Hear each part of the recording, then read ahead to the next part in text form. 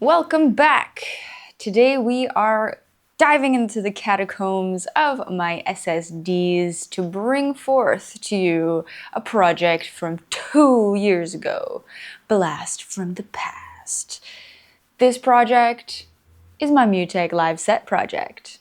We'll be covering my thoughts of strategies that I used to make the live set. We'll be covering the technicalities of within the DAW versus what's happening outside of the DAW, and the structure in general. We'll be talking about from studio to stage practices, and we'll be talking about mindset overall. Join me for a lovely exploration in the tombs of the SSDs.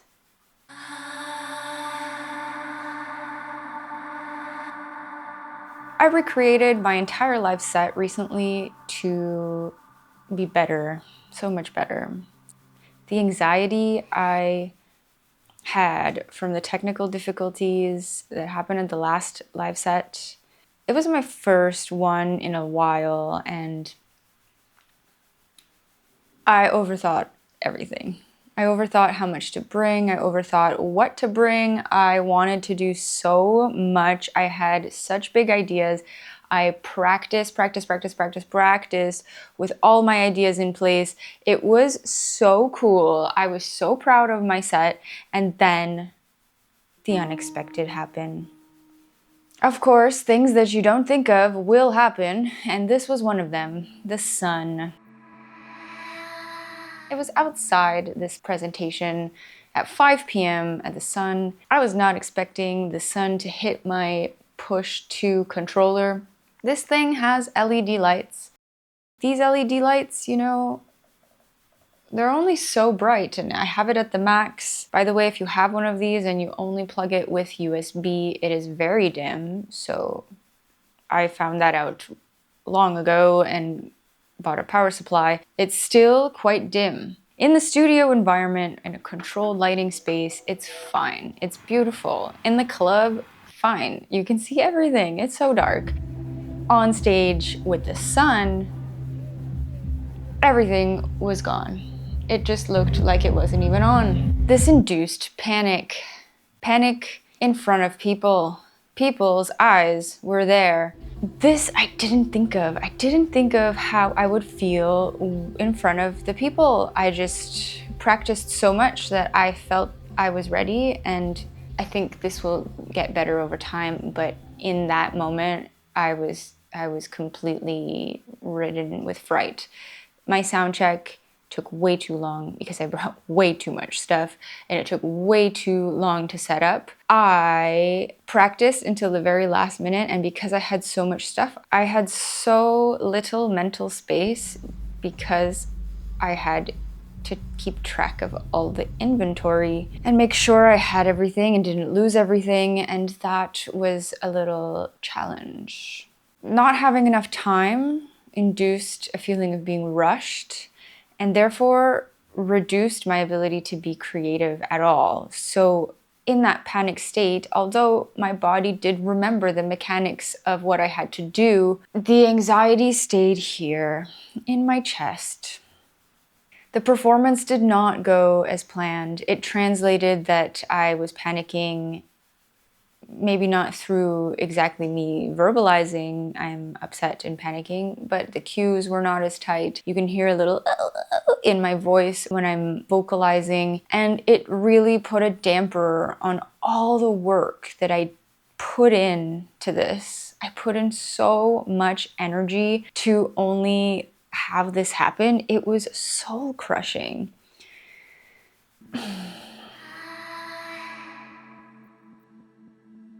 So all these were things I could push on the push 2, and this section was the external section.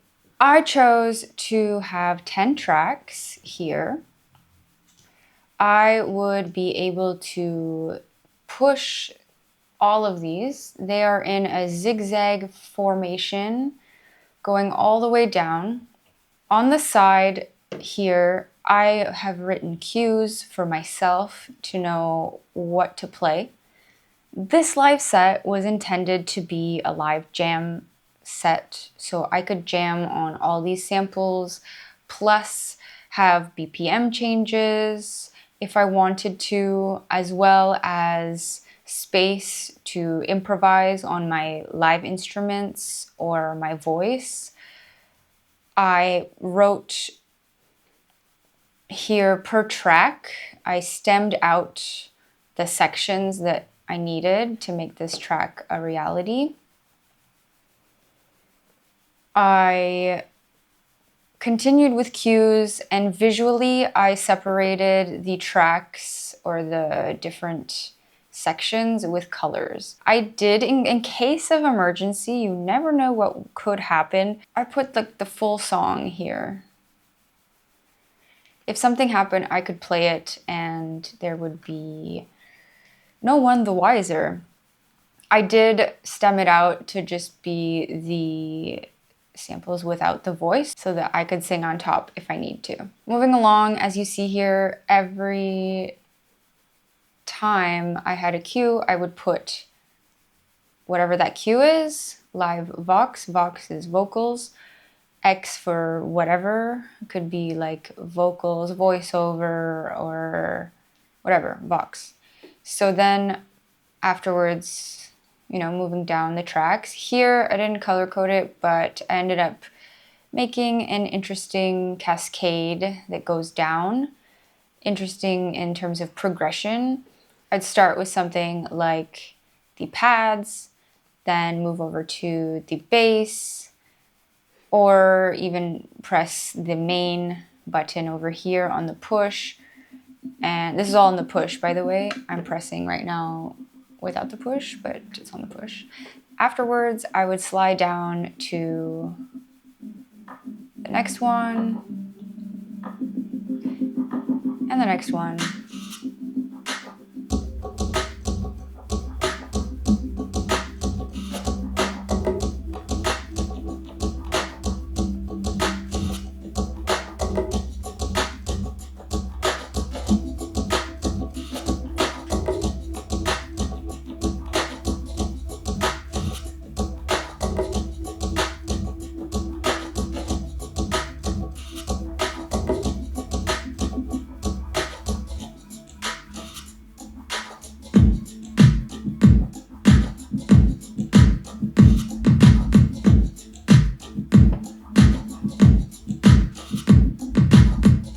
Okay, so you get the idea, right?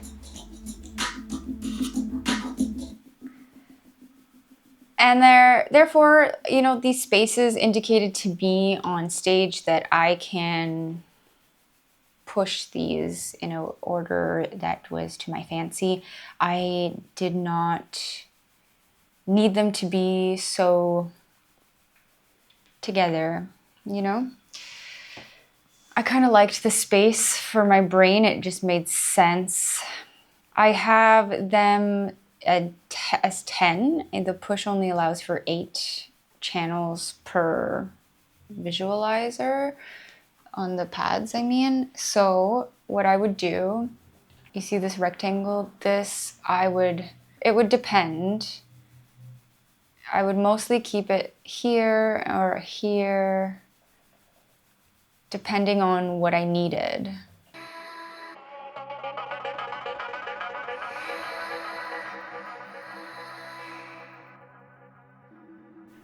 Color groupings like this meant that I could play them together, and on stage I wouldn't have to think about looking at the screen. I just knew that the colors went together. Here on the loop side, I have loop. It means that from the bigger picture of the entire export, I took a small loop, and I felt like to make the transitions from one song to the next song, I felt intuitively like I needed to subtract and add elements, do breakdowns, and transition into a new universe. To do so, I made this array of pushable clips. I had cues to push down all the way until about this point where there's like a gap, and then I would push the main, so the master. The master play. Going back to the layers, BK meant for backing tracks, so anything that is a pad, every now and then there would be an anomaly like this one that would add an extra layer of oomph to the track, but predominantly they were backing tracks, so pads. Pads work great. They're always constant and you don't change them very often. They're like beds for the entire track to lay on. So if you subtract all the elements, there'll be at least one still playing that will act as a bed for you to build up into something else. So the entire process revolves around a subtraction and an addition, and sometimes a complete switch, depending. Bass means bass, self-explanatory. These are bass samples, and it stays bass all the way down. I have bass from the tracks and bass from clips that are 4 bars. Halfway through the project, I realized, okay, I don't know if I'm able to just play with my samples that are really long. I'm going to need some kind of samples that are shorter at 1 bar or 4 bars. Then I had effects like this one. Effects stem outs as well. These are literally the effects per track.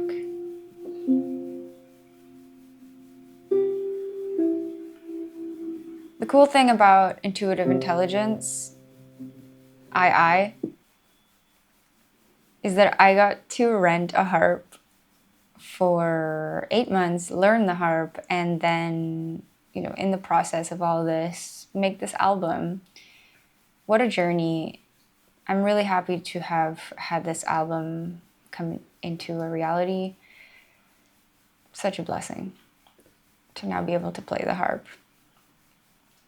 The loop section is predominantly loops, but they have some sections where they're just a bit all over the place. Depends on the row here. This row is the track, grounding. This one, I had extra pads because that track had more than 1 layer of pads. In hindsight, I wish I grouped all these things. I thought that I would need to stem out every single layer, and I thought I would need every single layer, and it would be this grandiose layer palace. I've never done this before, going from a studio recording and making the album first to then performing. It's always been either performance or recording, so to do the two together, this was a new thing for me. Once I realized that maybe it would be too much, it was too late. I had to keep going. So here we see an instance where I put it in the loop section, even though it's not really a loop. Drums are self-explanatory. It's drums. Mostly kicks, mostly low end. Every now and then there's a perk here.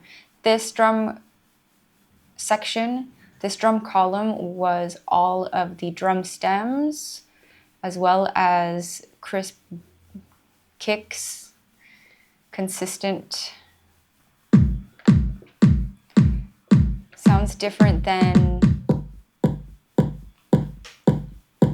my stem, of course.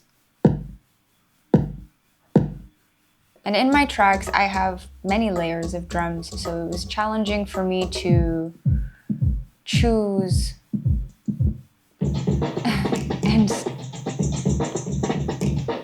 it was challenging for me to choose and consolidate all the drums into one section.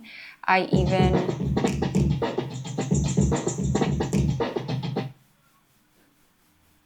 Oh, it sounds weird because we're at a different BPM now, 110 instead of 94. But it's fine.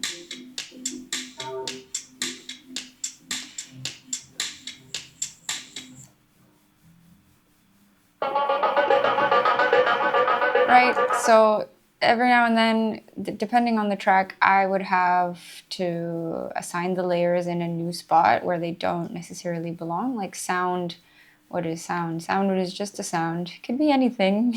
We have effects, we have vocals, we have granular pieces, we have, yeah. Okay, getting distracted. So drums, pretty self-explanatory. Then we have claps, so more on the highs, and more hats and more perks.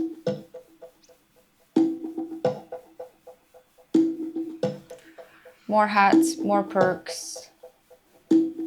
Love it.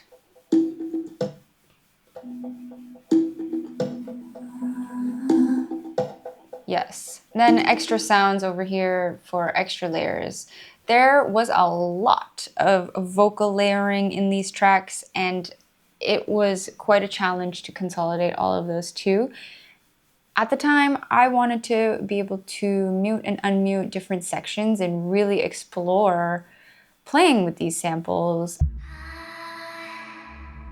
The full song section is exactly what it says. It's the full song. In case of emergency, I had the full song here ready to play. That way there would be no fumbling around with any of these processes. I did not stop there. I decided it would be the most fun to do more things live, like sing, play the flute, and play the harp as well. I had to give back the harp at that time. This XT meant external. What I did instead is record the harp and made a harp instrument, and I had it playing here. The harp loop was a place I could loop my stuff, so I could play the harp. So I could play the harp over here in the MIDI zone, and once I did that, I could record it here. I had this routed over there.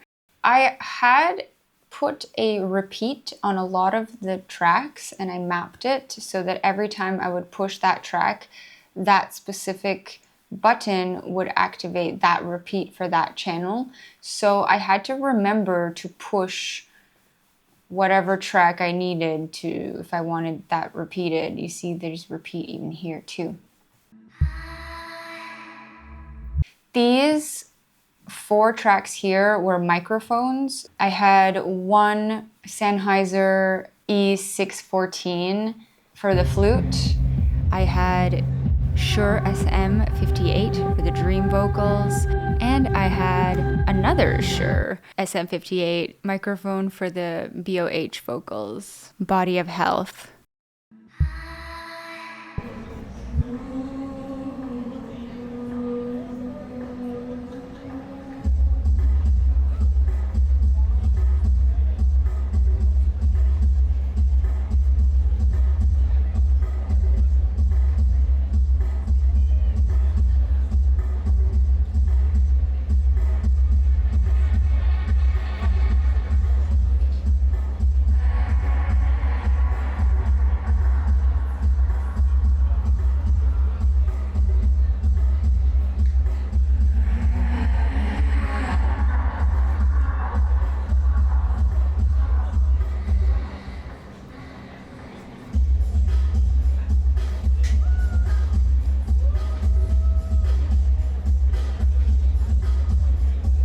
These channels had different vocal effects on them, which were really cool at the time. I just took the whole chain from the track and I put it here. As you see, I had a Neuron Elements, a glue compressor, and an Echo Boy. I used to have the auto-tune for that project, but now it's gone. Auto-tune was not used everywhere and on every track, but for that one, it needed it. Plus, I was a bit shy on stage, so I was not sure how that would translate, and thank goodness, because I definitely had stage fright, but it's fine. Breathe from within and watch yourself grow.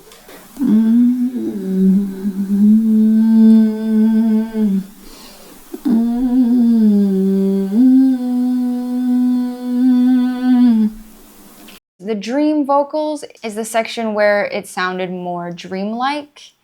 Hello.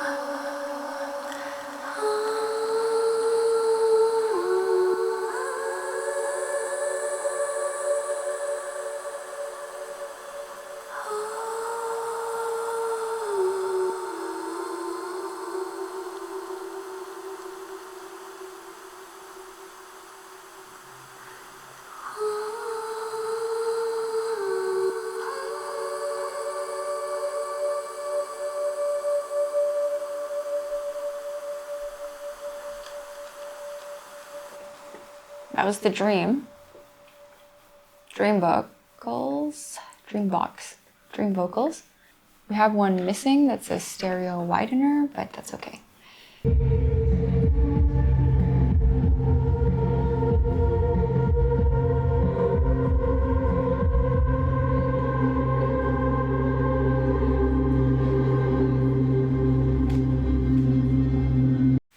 This is the talk mic.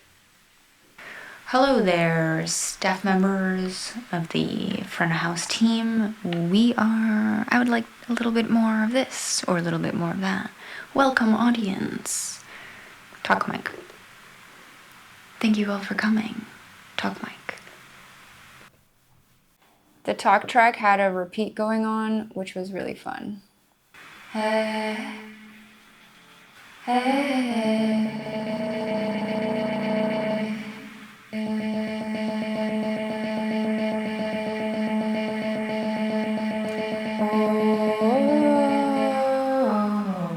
This is cool, but then your track. This is really cool. Have you ever? Have you? We are changing. We are using this.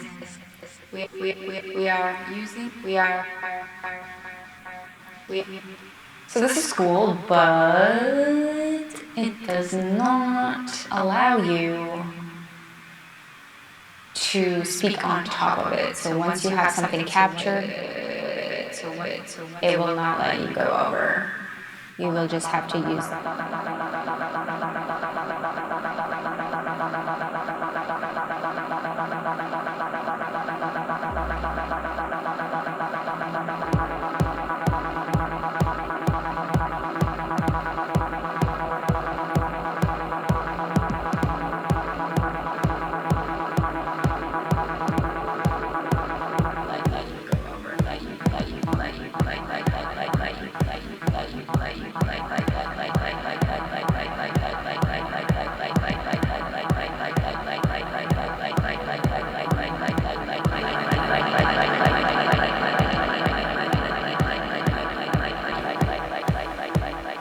It will not let you.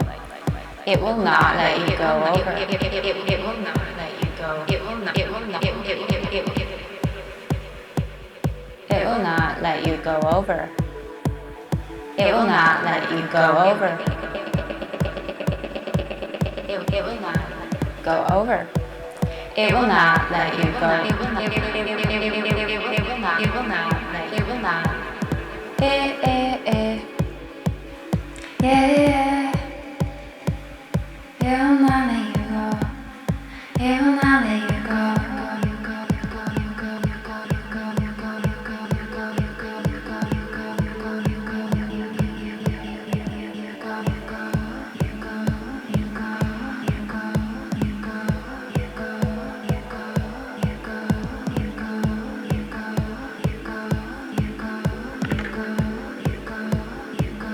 It will not let you go. go over. It will not let you go. Go over. Let you go. Go over. It will not let you go. Go over. It will not let you go. You go, you go, you go, you go, you go, you go. Talk over. You go, you go, you go, you go, you go, you go. Talk over.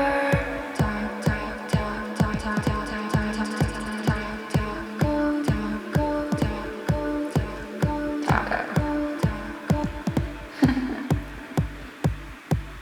Woo! Talk over.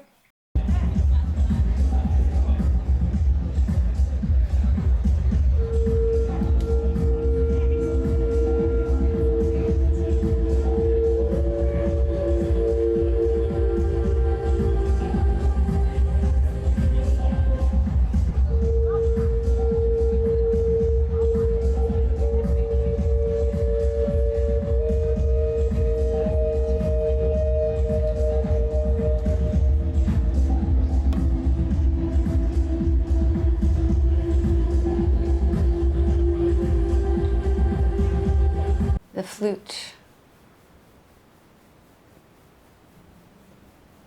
The flute. Delay on the flute. Just play the flute.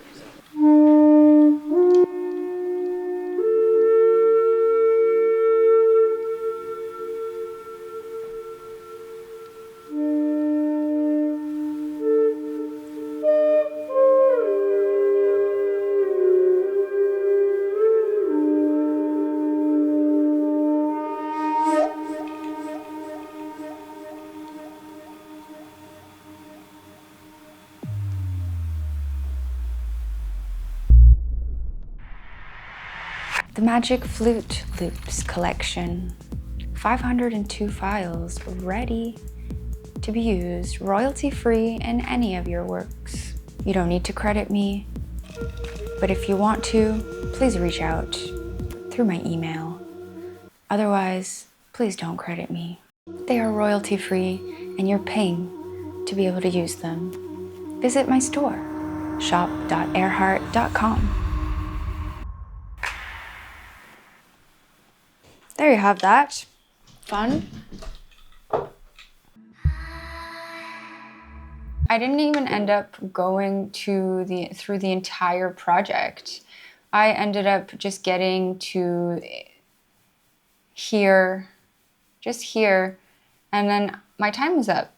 So I was able to use all this extra time to improvise and play, and the flute was embedded in here. There was vocals and I had to push things. I even played the harp on stage 2. Mind you, it was the harp played on the 88 key keyboard with my harp instrument. The Nord was here too. I played some synth elements. The Yamaha was here too. I had some moments where I would play the Yamaha S08, the keyboard here. This keyboard also had the harp pack on it, so I was playing that.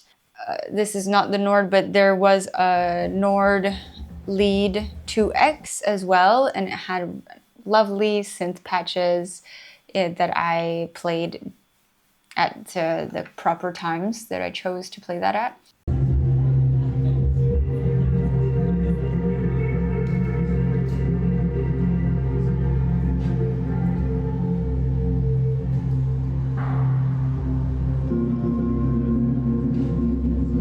There you have it.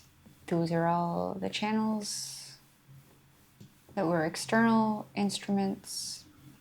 We already talked about the Nord and the Yamaha SO8. They had their own separate channels. Then there was the bowl bass. This one, I slapped on a bunch of stuff. It was mostly this soft sample. Really liked how it was moving around. A little phaser kind of LFO thing going on with a transgate. And I had a MIDI mapped button to add a little extra flavor to it. Little effects every now and then.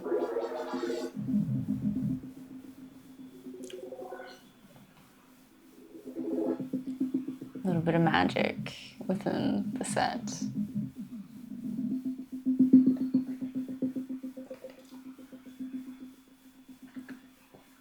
So all in all, that's a lot of cues. On the main out, I had a fade knob, so at the end, no matter where I was in the sections, I could just fade out and it would be over. I also mapped a EQ high cut and low cut, like a DJ mixer. The last little bit is about beat repeat. I would have beat repeat on every single channel of the push.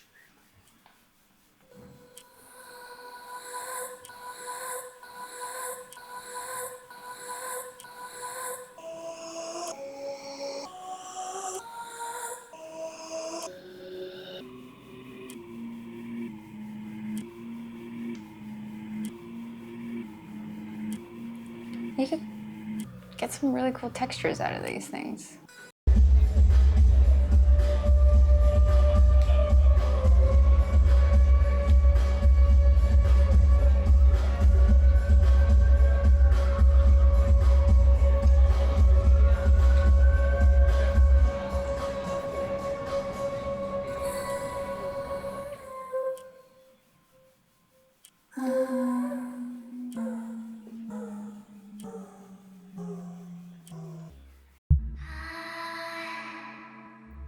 There you have it. That's a lot going on. In hindsight, I would have simplified this completely. I wish I would have consolidated more clips and had less things to think about on stage. In hindsight, I would have not put so many effects. Yeah, definitely didn't need that. I would, in the future, not bring so many microphones. On stage with technical difficulties, it became a completely different scenario. Had I had less things to think about, the emotions to process would have been a lot easier and I would have had more time to breathe. However, because I didn't, I was kind of stressed out overall. So too much equals too much stress. Too much stuff, too much stress. Less stuff is more. Less is more. I would have also loved to have less samples to launch.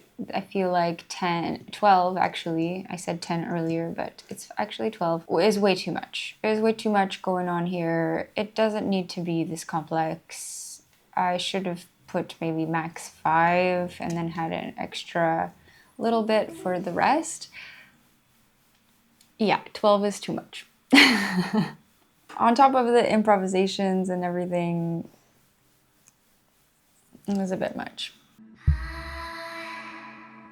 Overall, I loved this process. I learned so much from recording an album to creating it live afterwards.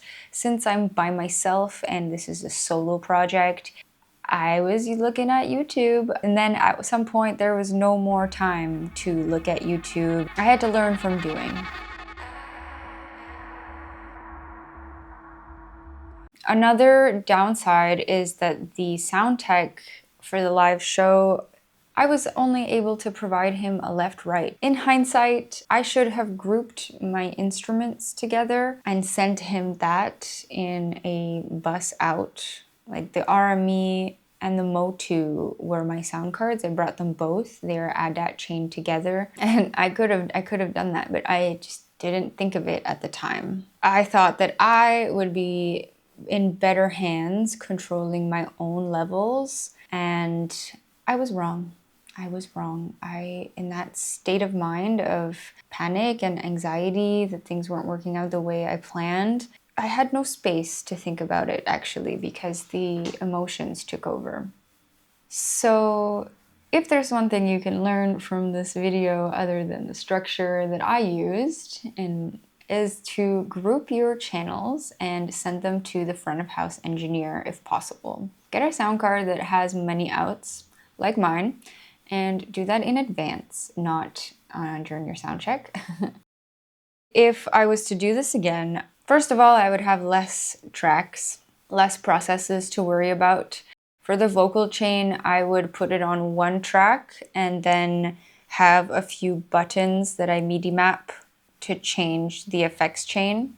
I would also send him my flute out, any microphone pretty much. Anytime there's a new microphone, the sound of front of house engineer needs the new signal. I would send him a left-right for all the samples that I have. I would group all the highs, the drums separately, and the bass and the highs, and I would send him a direct out of those.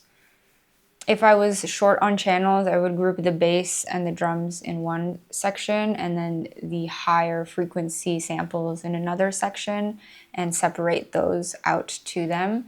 If I was really short on channels, I would just group all the samples in one zone, left, right to the engineer. I would love to send them a dry and a wet signal of my vocal. However, because of the experimental nature of this album and there was a lot of airy textures going on, perhaps that's not necessary for this project. But if it was a more pop-oriented live set, that would be something I would consider doing. And if I had an extra little bit of room for my outs and routing, I would send them a group of the synths.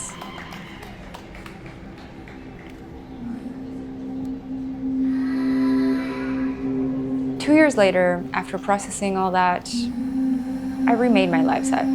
It is way better now. All the hard work and energy I put into the MUTEK live set, I feel like it didn't even get the light of day and its light to shine because I just let it go.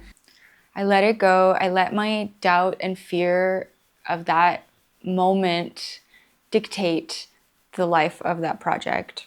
Although it was a precursor to the beauty of the studio and what I need to do as an artist, it was a lot. It was a heavy processing time to work through. I questioned whether I wanted this, whether this was for me. There were so many things I had to work through, and I'm very happy I came back to the conclusion that yes, this is for me. Thus, the birth of my new live set. If you like this video, you're going to love the next one where I dive into my current live set and the process of that. You can watch that over here. Otherwise,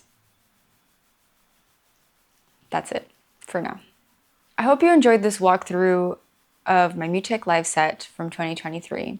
Every single time I make a live set, the process does evolve. I'm like a Pokemon. Every live set, I level up.